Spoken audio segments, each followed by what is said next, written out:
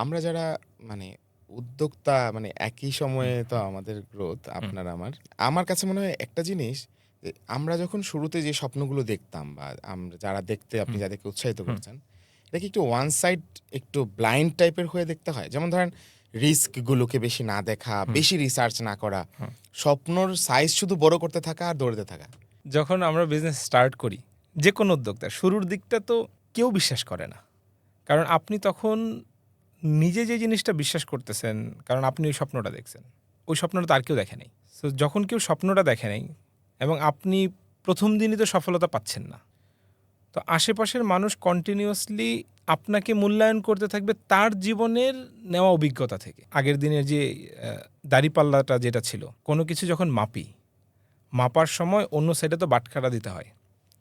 আপনি 5 কেজি আমের সাথে 5 কেজি ওজনের আপনি একটা পাথর দেবেন, এইটা তো মানুষ যুগের পর যুগ, শতাব্দীর পর শতাব্দী দেখে অভ্যস্ত, এটা আমাদের ডিএনএর ভেতরে চলে গেছে। তো আমরা যখন সামনের জনের মানুষটাকে মাপি তখন ওই সাইডে কি দিব, তো ওই সাইডে আমরা আমাদেরকে বসাই। চমৎকার। তো আমাকে আপনাকে বা আরেকজন উদ্যোক্তাকে যখন বলে যে এটা তুমি পারবা না বা এটা হবে না বা তোমার ভুল হচ্ছে, ওই জায়গাটাতে উনি ওনার ভুল, ওনার জীবনটাকে বসিয়ে চেক করেন, রাস্তাটা তো আমার। সো আরেকজনের কথা যদি কন্টিনিউয়াসলি শুনতে চাই, ওইখানে যদি বেশি ফোকাস করে ফেলি, আমার স্বপ্ন যেটা আমি দেখতেছি সেটা তো উনি দেখতেছেন, তখন ঝামেলা হয়ে যায়। সো এর জন্য আপনি যেটা বললেন ওই ঘোড়ার মতো, হ্যাঁ, ব্লাইন্ড ফোকাস ইজ ক্ষিপ্র ভেরি ইম্পর্টেন্ট। দৃষ্টি যেটাকে বলা যায়, একটু ব্লাইন্ড ফোকাস আর কি। মানে অ্যাকচুয়ালি ফোকাসটাই আসলে রাইট, এটা ফোকাস ব্যাপারটাই কি, বাকি সব ডিফোকাস হয়ে যাবে। রাইট।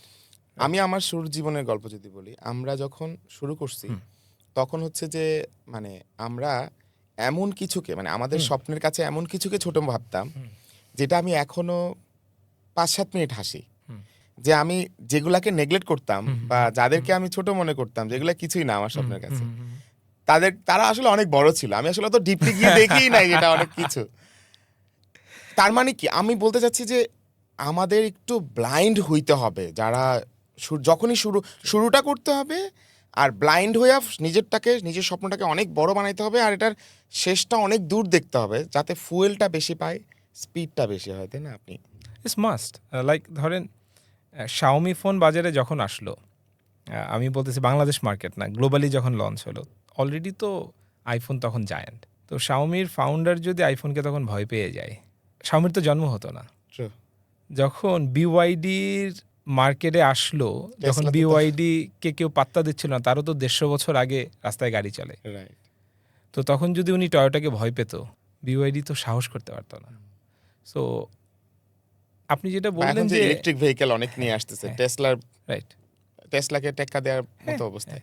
সো ওই যে আমি যখন স্বপ্নটা দেখতেছি তখন আরেকজন বড় মানুষকে ছোট করে দেখা আমি বলবো না, আমার স্বপ্নটা এত বড় থাকে, একজন উদ্যোক্তার জন্য বলতেছি, তার স্বপ্নটা এত বড় থাকে, আশেপাশে সব কিছু ছোটো লাগে, এবং ইট ইজ ভেরি ইম্পর্টেন্ট। আপনি যখন কম্পিটিশনে যাবেন তখন যদি আপনার কম্পিটিটরকে আপনি ভয় পান, তাহলে কম্পিটিশন হবে না। তো এবং আপনার উদ্যোগের মধ্যে এত চমৎকার ড্রিম, স্বপ্ন দেখতে বলছেন, স্বপ্ন তো একটা গল্পের বুনন। স্বপ্নটা কিন্তু অবাস্তব হবে বলেই একটু স্বপ্ন, তাই না? মানে বাস্তব তার আর বিশ্বাস করার কি আছে? আপনি বলছেন যে ড্রিম, দেন এটাকে বিলিভ করো, দেন এক্সিকিউট করতে থাকো, অ্যাচিভ করো। চমৎকার।